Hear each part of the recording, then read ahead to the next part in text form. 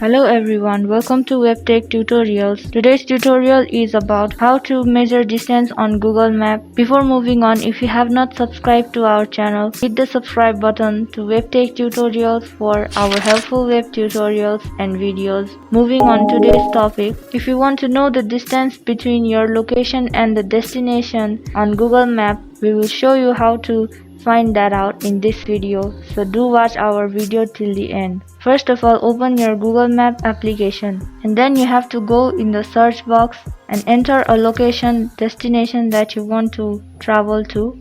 Also remember to turn on your location on your device so it will be more easier. So I've entered a destination over here. Now you can see there is the information about traveling from car for 28 minutes, but it has not showed how much kilometers or how much you have to travel. So you can see there is the direction button at the middle of the screen. Tap on directions, and since you have also turned on your location, it will show you here the destination and the way to travel from your location to the destination. So the red arrow is here at the destination, and it has also shown you the route to travel, and at the bottom of the screen you can see there is the time shown to you, how much it will take to travel from your location to that destination and with how many kilometers. The distance is already shown over here, 8.7 kilometer. In this way you can find out your distance between your location and your traveling destination here on Google Map. You can also try out and enter